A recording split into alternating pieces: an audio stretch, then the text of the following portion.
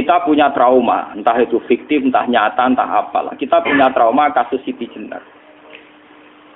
Orang yang mendalami la ilaha illallah secara intensif, ya, entah itu disebut kalimat sodo, bosuluk, boseloko, mbah kono semua. Orang yang memahami la ilaha illallah secara intensif, itu pasti menuju ilmu hakikat. Dan menuju ilmu hakikat pasti ngalami hakikat yang khoyali. Ini rungokno tenan iki. Hakikat yang nopo? Khoyali. Dan hakikat yang khoyali ini mulai menipu. Ya, kalau sudah begitu ruwet. Misalnya ngeten nggih. Ketika kula maca nggih diskusi ini utai perdebatannya kali jago mbek Siti Jenar. Saat itu ada Sunan Bonang juga. Kamu sujud pakai apa kali jaga? Ya pakai jasad. Dari Siti Jenar. Daging kamu itu hanya onggokan daging. Nanti itu jadi bangkai. Dan setelah jadi bangkai itu habis. Kamu nanti ditulis Tuhan tidak termasuk yang sujud. Kebuat yang mbok sujud itu bentek. Mikir kan juga. Rugi ke sujud mbek bathuk mbek tangan. Jasad tem sampean ku entek. Ora ana sing crita kowe nak sujud mergo jasad itu mok sampean dadi bang. Lah nek ngono sujud sing hakikat ora usah bathuk, ora usah tangan, ora usah sikil, yo rohem iku lho kon sujud mbek pangeran. Nak sujud mbek fisik ku rugi wong fisik sampean. Mikir kali. Wong bolak-balik kali Joko mantan wali preman terus jadi debat pusing. Siti Jenar tahu belajar tahu meneng Irak. Yang jelas yang mulang gak satem ora menangi. Wah, ini menjadi perdebatan. Sehingga keyakinannya kayak Siti Jenar, la ilaha illallah itu ya wahdatul wujud itu, innalillahi wa inna ilaihi. Selama ini kalau orang syariat misalnya, orang syariat itu kalau ada orang mati, misalnya Kak Ruhin mati, ini aku kan muni innalillahi wa inna ilaihi raji'un, saiki Ruhin wis mati. Mati itu balik ning penge. Itu cara wong hakikat kan salah besar. Orang mati itu tidak ada. Cara ilmu hakikat dan orang mati itu tidak ada. Roh ini tersiksa di alam fisik. Jadi ruh ini tersiksa di alam fisik. Karena ketemu ning jasate ruh. Tersiksa dulu. Aku ora ape mangane kudu kerja piring Jepang tersiksa roh. Asal roti memang tersiksa. Misalnya kiai ape mangane dadak kudu pidato 2 jam bareng tersiksa. Roh kenapa? Tersiksa. Mergo roh ora butuh mangan, ora butuh ngombe, tapi gara-gara melok fisik. Paham ya? Lho ini tenang kenapa raya bener. Lah kula boten. Sampeyan betul lho guru waras maksudnya nggih. Artinya waras secara akademik karena ada referensi, ada marojek, nggih. Waras secara hakikat. Kula niku umpama rasake sampean wis ilmu hakikat. Artinya saya juga ngalami ilmu hakikat. Lan ketika sing aran hikam, wong ora tau muka safar ora usah dadi ulama. Wis entah sekian detik ulama itu harus pernah muka safar. Biar merasakan ilmu napa? Ada. Tapi ilmu hakikat itu bisa dilogikakan sebelum sampean sampai secara musyahadah. Paling enggak bisa sampai secara logika. Manusia itu mulai Nabi Adam sampai sekarang itu kan punya roh. Dan roh itu tidak makhluk. Dia roh itu tidak makhluk. Ketika roh itu diletakkan di jasad, dia itu tersiksa.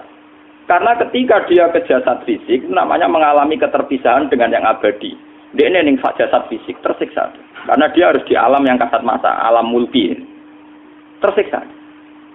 Ketika dia tersiksa, melok ruhin, akhirnya dia mangane kangelan, akhirnya lesu mangan. Padahal roh gak butuh mangan, perlu dicatat roh gak butuh.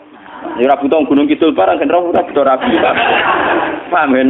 Ya ora butuh putus cinta, ora butuh pegatan, ora butuh macam-macam. Paham? Tapi karena dia nemplek jasad sing butuh mangan, butuh rabi, butuh wedoan macam-macam. Akhirnya roh tersiksa. Suatu saat kalau roh ini dalam bahasa manusia mati, ini dalam bahasa manusia mati. Ini hakikatnya roh itu tidak mati, dia kembali ke habitatnya. Ini disebut innalillah. Kita ini dari awal ya dengan Allah. Wa inna ilaihi juga kemudian nanti kita pasti kembali ke Allah. Dan itu diyakini betul oleh orang wahdatul wujud. Jadi kalau roh mati itu ya tidak ada mati. Roh sekarang itu kembali karena sudah lama mengalami keterpisahan mergo melok fisik-fisik dan ono kerja dasinan, ono nggo proposal lan ruwet roh ku melok. Paham itu? Kita di roh ku napa melok roh? Lah roh ya tersiksa aku ora butuh mangan, ora butuh proposal bocah ngalor. Itu tersiksa. Makanya dalam cerita-cerita Jalaluddin Rumi yang otentik di kitab-kitab begitu. Ketika beliau mau meninggal, muridnya itu nangis. Dari Jalaluddin Rumi, kamu jangan nangisi saya ini mau pesta, perkawinan. Kamu tidak merasakan penyesalan saya ini lama menyesal karena harus hidup bersama kamu. Terus saya ini tersiksa karena ngalami alam yang rusak, yang fana. Alam yang fana. Harusnya roh saya itu di alam abadi, bukan di sini. Maka jangan tangisi kematian saya. Kematian saya adalah kembalinya roh ke habitatnya. Semenjak itu kematian dianggap malam perkawinan karena roh kembali. Walhasil ngono iku cara ilmu tasawuf bahasa Arab jenenge wahdatul wujud, kena Jawa Yogyakarta Solo kok adanu jenenge manunggaling kawula. Mergo sing rawan ngono rugen lho, Pak. Nek tak terangno detail. Dadi bathuk mesti iki buku sujud kan. Niku sampeyan ilang. Dadi seksine ora ono cara teorine sinten Siti? Rugi kowe. Bukan jadi ya kentur. Lah kali coba mantan preman jak debat terus kowe ora ngono mbok terus tak pateni kowe. Lah debat ini biar ra iso. Premane kumat. Ya sam preman jak debat ilmi. Ngono ku model. Kali Joko ya ora salah. Dhisik Sayyidina Umar nggih ngoten. Umar sahabat top. Lah isih debat atau milih patenane ya Rasulullah. Gak iso dene ilmiah. Mantar preman pasar rukat terus jadi sahabat top. Debat yang milih mate. Ada wonten cerita wong Yahudi njaluk keputusan Nabi. Bareng wis diputusno Nabi cek mamang. Ndak tenang keputusane ngono dalam sengketa duniawi. Bariku takok ya Ali. Ya Ali, aku mau sowan ning Nabi Muhammad. Dikai keputusan Nabi mamang cara kowe pilih. Sampai Ali dikai keputusan persis kanjeng Nabi. Cek mamang neh takok Umar. Takok Umar aku mau sing Muhammad, ning Ali dikai keputusan kok mamang, Mar. Cara kowe piye? Urusan dunya. Enteni iki. Entah dia melepuh buat apa? Uang diputus Nabi ora marah. Buat mati. Gawe. Mereka mantan apa? Cara mantan intelektual kan ya wajar wong Yahudi kok percaya Nabi. Kan bareng cara Ali ya sederhana. Gak percaya wis kandhani. Ora mesti cara Ali tenan. Lah ora bapatene. Ya wajar wong Yahudi kok percaya Nabi, nek percaya ora situ Yahudi Muslim. Lah Ali situ Gus Dur. Ada Gus Dur itu piye tenang. Ali nyen ngoten watake ngoten. Nasibe padha. Ali itu ilmuwan yang jadi presiden gak sukses. Sing niru Gus Dur. Mergo ning dinggo nek wong pinter mimpin ra sukses. Wong pinter gampang maklumi. Lah misalnya kita jadi kiai wong pinter. Kayak santri ini pacaran. Maksud itu jangan asli cawe itu. Wah ruwet. Terus malah dalil zinalina subuh syahwat minan. Piye pondok tanpa pelaturan. Paham ya? Ruwet tau. Mulane aja geman, iki kiai pinter teman-teman aja geman. Sing biasa wae ana syariate sithik-sithik. Sing kamane ana santri pacaran tersinggung, ana santri nakal tersinggung. Sing ana rasane lha donya ana napa? Nek meguru kula nu urusan ilmu semi hakikat. Mon itu. Sehingga kayak Siti Jenar, cara pandang Siti Jenar itu masuk betul ning gone pemikiran para santrinya. Kados Ki Ageng Pengging siapa masuk betul karena masuk akal. Cara mereka napa? Betapa tidak ada artinya fisik ini. Nah, kalau semua fisik ini tidak ada artinya, kemudian yang ada artinya itu roh, perjalanan apa? Perjalanan roh, sehingga diartikan inna lillah wa inna ilaihi raji'un. Inna sholati wa nusuki wa mahyaya wa mamati ku lillah. Lah kemudian sekarang sampean tak tanya misalnya ini latihan ilmu hakikat. Wa mahyaya lan penguripan ingsun. Kalau ingsun itu artinya fisik atau jasad, itu keliru besar karena jasad tidak pernah hidup. Yang hidup itu roh. Paham ya? Sekarang artinya wama mati itu apa? Kematian ingsun. Kalau roh itu tidak pernah mati, berarti kematian roh adalah keterpisahan dengan yang agung atau yang abadi. Dan semuanya itu lillahi rabbil alamin. Sehingga mereka mengatakan kematian itu satu pesta. Mulane kados Bilal ditakoki, ya Bilal, ketika murid-muridnya nangis bergape mati, Bilal ge seneng ae. Godan nalqal akhibah Muhammad dan wa hisbah. Ya nak mati malah seneng tuh ketemu kekasihku. Sebab itu kematian tidak pernah jadi problem bagi mereka sing soleh, sing menembus ilmu hakikat. Paham? Tapi ilmu hakikat kayak ini itu yang diyakini Siti Jenar, diyakini Jalaluddin Rumi, diyakini para wali-wali wahdatul wujud. Dulu Syekh Husain Sinten Al-Halal. Itu kemudian melahirkan prahara syariat. Prahara apa? Syariat. Sebab itu Wali Songo, oke Siti Jenar benar dalam filosofinya, tapi harus dibunuh. Karena menjadi prahara syariat. Sama dengan yang dikatakan Nabi itu benar, tapi menjadi prahara syariat. Akhirnya disomasi oleh Umar radhiyallahu anhu. Jadi sebetulnya sama, pola-pola ceritanya sama. Intinya sebuah ilmu hakikat harus dikawal napa? Syariat. Nggih kula bolak-balik, contoh paling gampang wit pisang. Wong nak mangan gedang kulitnya tetap dibuang. Tapi umpama gedang dari awal ora usah kulit, ra sido dadi gedang. Paham nggih? Meskipun kon ape dipangan ya dibuang. Tapi kita tidak bisa membayangkan pisang dari awal tanpa napa? Mbah kekeringan, mbah bosok, mbah ra sido dadi napa? Pisang. Terus pentingnya syariat lagi begini, malah penting ngaji wali-wali syariat yang pinter kados Sunan Kudus, kados Sunan Bonang. Andai kan tidak ada syariat itu dunia pun mesti rusak. Contoh paling gampang masalah pornografi, porno aksi. Jadi jenar aja omongi ngono ibu ngakak-ngakak deh. Dari pangeran wis pirsa, kowe nek klambi pangeran ora tentu ora ya ora usah klambenan. Wong ora ana gunane. Kalau yang paling penting tuh nazarullah, kenapa kowe klambenan barang, wong kowe klambenan ora pangeran tetep pirsa. Nyatane si jenar nak mulang nggih coba klambenan nah intine napa? Dinya ada nabi Sunan Bonang. Nah kowe percaya kabeh nazarullah ora usah napa? Klambenan. Tetapi teori ra usah klambenan yo dinggo tenan. Mulane nek pas do wiridan aliran sesat ciri utama. Kira klambenan tenan. Lah ruwet to. Lho iki tenan iki cerita. Iki pentingnya ngaji nggih. Ben sampean ngerti variasi riwayat kemudian kita orang syariat harus kayak apa, kemudian kenapa menjadi aliran wahdatil wujud. Lah terus kita-kita ini kan orang syariat. Memang kalau manung syariat itu akeh kok sampean-sampean siji mesti ra kramat. Modele ora ada duwe bingung, ruwet. Urip wong syariat lho apa? Dineng bojo wedi, dineng tangga wedi, pengaruhe menurun. Pancen orang syariat itu banyak kriminal tauhidnya itu memang jelas. Malah kiai-kiai peken nak ketemu kiai-kiai sing setengah jaza wedi mergo iso nebak atine. Ndekne meriang langsung. Sing kiai ra tau salat keramat padahal ngambungan wong. Sumudina salat pas waktu kok ora tau keramat. Wong ape buah utang tanggane iku keramat apane? Sing kono ngawur ngawur sowan pirang. Meriang oleh wong syariat ngadepi wong hakikat napa?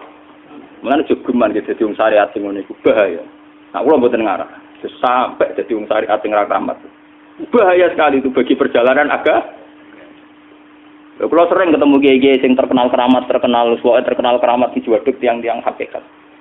Ditantang kanca-kanca kula wani, nak tantang aku tetep rawani kok. Mikir deh.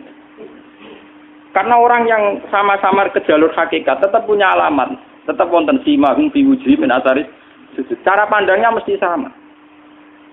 Kalau nanti ketemu murid, ya artinya yang ikut aliran Siti Jenar, dia ada sholat, ada apa, hidup di satu tempat gitu. Padahal dia bisa baca ihya. Dulu pernah mondok di Mekah, pernah di Irak. Itu ya meresahkan para kiai.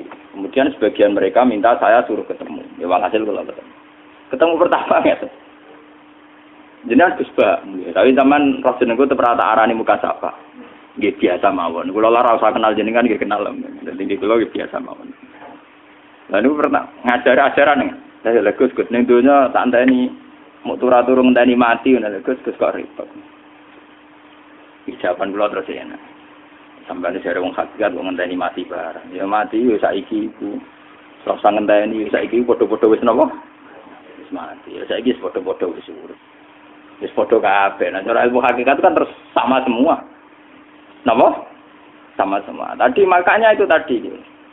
Kalau baleni malagi, logika hakikat itu begitu ya. Roh itu ditiupkan oleh Tuhan ke kita. Kemudian roh karena ikut alam fisik, alam jasad, roh ngalami yang kita alami. Nggih. Ketika roh ngalami yang kita alami, dia tersiksa. Nah, ketika roh sudah terpisah dari jasad yang mengekang, yang memenjara ini, dia senang terus kembali ke Tuhan. Ini disebut innalillahi wa inna ilaihi. Lah jasad ini kemudian menurut ilmu hakikat enggak ada gunanya sama sekali total.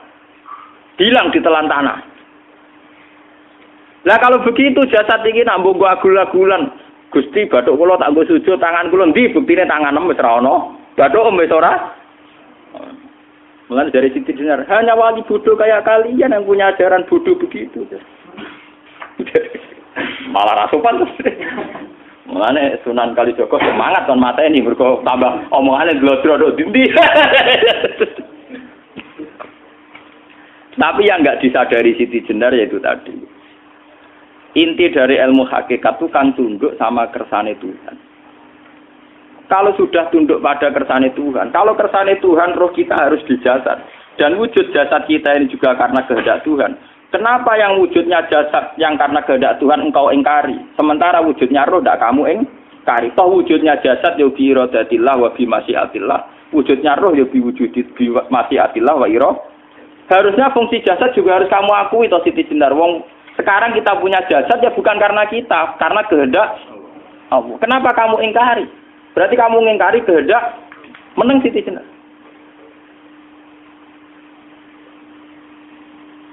Makanya hakikat yang pertama Saim itu pasti khayal. Lah Siti Jenar itu hakikatnya baru yang sampai khayal itu. Sehingga dia tersesat. Sebetulnya kalau sudah hakikat beneran itu tidak perlu khayal begitu.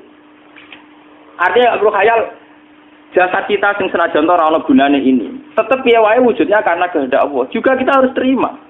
Apapun kekurangannya, apapun kenaifannya, ironisnya harus kita terima. Ini sebagai bentuk penerimaan kita pada masyiatil. Begitu juga keadaan roh kita sebagai penerimaan atas masyiatil. Meskipun ada teori-teori roh yang lebih valid. Lebih valid misalnya begini. Kanjeng Nabi itu suatu saat ininya terputus karena perang Uhud.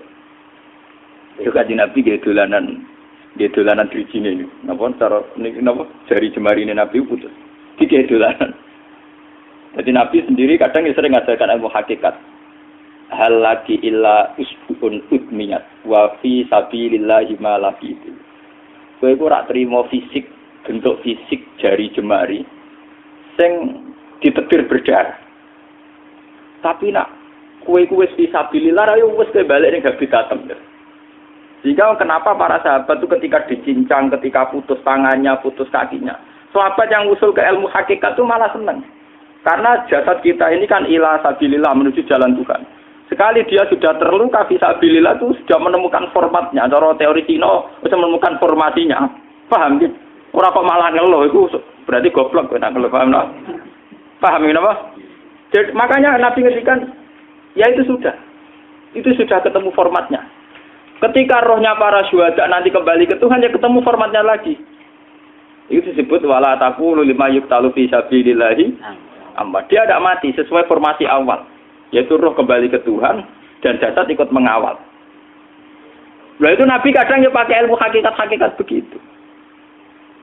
Mulane kula bolak-balik matur, kula niku nggih mulai umur 20 tahun napa pinten. Kula nu asline nggih gadah penyakit dan ekstrim penyakit saya. Sampai saat ini kalau nak ngobatno tidak lebih 50%, karena saya tetap berpikir. Misalnya cara syariat kan berobat, tapi cara hakikat apa betul keberadaan saya di alam ini penting. Sehingga aku kepengen urip tak bela-belani ngantek atusan juta. Jangan-jangan penting mati ku timbang uripku. Lah nak ngono lha apa tak bela-belani? Entek atusan juta. Jadi misalnya kita berobat ya mau, ya cari nabi kan berobat ya berobat. Pokoknya kita Islam nggak sih mau geruda-gerudu kadang orang paham. Sekali kamu mengamati dengan sisi hakikat, coba sekarang sampean pikir, coba sekarang nggak pakai logika hakikat, pakai logika syariat saja. Saya ini misalnya asetnya 10 juta, misalnya, saya punya aset 10 juta. Tapi misalnya aku rugi nawar atau dipengaruhi di masa depan sama nih, kalau pulau kan soalnya cara teori di masa. Misalnya kulo ruhin, artinya kere di duit 10 juta aset. Tujuan saya sembuh kan supaya aku iso sembuh sehat, engkau iso kerja untuk anak. Tapi karena saya sakit nanti operasi tidak 10 juta. Operasi tidak 10 juta. Wong aku repera mesti iso marisi anak. Apa meneh nak duit 10 juta tak ada gue berobat malah jelas ra iso marisi. Lah nak ngono penting matiku ya dibagi 10 juta. Karwan iso diwaris langsung. Sementara anak aku mari dibiayai 10 juta, orang mesti mari 10 juta mesti entek. Artinya tidak ada jaminan kalau berobat itu secara visi ke depan lebih baik. Soalnya malah ngentekno donya nggak jelas akibat positifnya. Misalnya tetap lumpuh duwe teori loh. Bapak artinya apa? Teori hakikat tetap lebih benar bahwa hidup itu tidak ada artinya. Semua itu tidak ada artinya. Berobat apa enggak berobat semuanya tidak ada arti. Teori loh gini. Sehingga kalau kita tengah-tengah aja tengah-tengah kasus kula misalnya lara nggih berobat. Gusti separuh kalau ngelakoni syariat, tapi sebagai kalau ulama fikih, separuh kalau lakoni apa? Jadi kalau tetap buatan ngarah obat 100%. Tapi orang ngarah berobat, wong kalau tiang apa? Syariat. Tapi memang faktanya itu begitu. Cara Kanjeng Nabi kadang Kanjeng Nabi berobat. Kadang Kanjeng Nabi wis nikine tercincang dige guyonan. Wahal lagi illa usbuun udwiyat. Ora mbok driji sing gak melok-melok. Nah, bukti bahwa jasad ini begitu tidak penting. Kayak Sayyid Hamzah. Menurut Sayyid Hamzah nganggep wahyu bentone ra karuan. Kalau teori Siti Jenar itu benar, teori Jalaluddin Rumi benar teorinya lho, ora kok ra salate lho nggih, maksud kok nang anut ra salate. Benar cara analisis roh. Ketika Sayyid Hamzah dinyatakan mati oleh manusia, oleh hukum manusia dinyatakan mati karena dia sudah tidak bergerak. Dalam teori hakikat kan rohnya Sayyid Hamzah sudah fi khawasili tuyurin khudrin. Rohnya sudah diambil Tuhan, tidak mati. Paham ya? Ketika rohnya Sayyid Hamzah sudah diambil, jasad ini sudah tidak punya rasa. Sekarang secara syariat kasat mata kita tahu, wong jasad nak diinfus, di sayat-sayat dioperasi ora kroso. Apa meneh saiki ruhe wis bisa. Lah ya jasad itu cek gampange, dioperasi dibius saja terus tidak kerasa. Apalagi rohnya sudah diambil. Nah saiki bayangkan, ketika Sayyid Hamzah itu sudah di atas, niku kira-kira delok wahsi ra wong bentuk. Lho wong kok baca igabus. Ketika jasad benar-benar tidak penting, kemudian jasadnya Sayyid Hamzah kan dicincang oleh wahsi. Ketika rohnya sudah diambil kan Hamzah tidak merasakan. Berarti Sayyid Hamzah guyu-guyu wahsi. Wahsi cek bentuk nih gabus dicincang. Paham ya? Lho niki tenan. Artinya ketika pandangan manusia iba kepada Sayyid Hamzah karena dicincang, dimutilasi oleh wahsi. Wahsi tidak mengalami Pak Sinten, Sayyid Hamzah tidak mengalami apa-apa karena rohnya sudah bersama Tuhan. Dan iso wae Sayyid Hamzah malah guyu-guyu wahsi. Cek gobloke. Gabus kok dicincang. Lah nak ngono rak mirip, makanya nggih. Dalam hal ini itu dalam teori roh itu sebetulnya Siti Jenar tidak sesat dalam teori roh. Tapi jangan katakan itu penemuannya Siti Jenar. Siti Jenar itu terlambat. Sebelum itu ada Husain Al-Khallas, sebelum itu ada Jalaluddin Rumi. Sebelum itu juga ada sahabat, ada nabi. Cuma cara aplikasinya Siti Jenar melenceng. Jadi jangan katakan kok tak kampus-kampus, iku pendapat Siti Jenar itu malah goblok meneh. Siti Jenar iku wis anut, paham nggih maksud apa? Wis anut. Nah, teori yang sama terjadi pada Yesus Kristus. Ketika Yesus misalnya secara lahir dicincang, dimutilasi, diapakan oleh orang Yahudi. Sebetulnya rohnya dia sudah bersama Tuhan, kembali ke Tuhan Bapa, nah cara Kristen. Nah cara Islam ya balik ning pangeran. Andaikan itu iya, itu ya tidak ada masalah karena hakikatnya dia tidak dicincang, tidak dibunuh. Andaikan iya lah, tentu menurut Islam yang dibunuh Yudas atau siapa itu yang masuk bialah. Tapi sama sebetulnya teorinya sama. Kalaupun iya tidak ada masalah. Oke, kalau misalnya Nabi Isa karena ada kontroversi menyangkut dia atau Yudas. Sekarang yang Zakaria dan ya. Zakaria Yahya itu dicincang betul oleh orang Yahudi, matinya dimutilasi. Tapi dia tidak apa-apa. Karena ketika beliau dicincang, rohnya sudah diambil. Ini rumah tenan kan. Ben kira untuk kendel mati paham kan ya. Dadi maksudnya niku kula ajari nak mati itu tidak problem nggih. Niki kalau urip wedi lho. Nah ini bersamaan paham nggih. Kaitan la ilaha illallah ini nanti semuanya sama kaitan sama apa? La ilaha illallah. Ini nanti ujungnya sama dengan la ilaha illallah. Begitu juga seterusnya. Misalnya Yahya kalian sinten? Zakaria. Ketika Tuhan ditanya, jadi tenggene alam malakut pangeran ditakok, ya Allah, Yahya dan Zakaria itu kan hamba pilihan engkau. Ketika dicincang kok jenengan biarkan. Endi Yahya Zakaria dicincang? Aku iku ora goblok dari pangeran. Sedurunge dekne dicincang jasate ruhe tak jupuk. Dadi dekne ora krasa blas. Begitu juga ning tafsir-tafsir sampean lihat wa Maryama Sayyidah Maryam yang istrinya Fir'aun. Itu kan dia iman sama Nabi Musa. Asiyah imro'ati napa? Fir'aun. Asiyah imro'ati Fir'aun, ya. Itu kan dihukum oleh Fir'aun.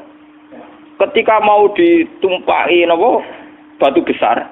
Iku Allah ketika di pangeran, ya malaikal mauti, cepat ambil rohnya sebelum dihunjami batu besar. Terus rohnya diambil. Sebab itu dalam hukum Tuhan, Tuhan itu tidak merasa bahwa Tuhan membiarkan Asiyah, membiarkan Hamzah, membiarkan Yahya, membiarkan Zakaria. Dalam hukum Tuhan semua orang ini roh-roh terhormat. Akhirnya nak anggo teori iki sing nyincang malah goblok, wong gabus goblok cincang ngono lho. Nah anggo teori iki malah berbalik, sing goblok sing nyincang. Paham?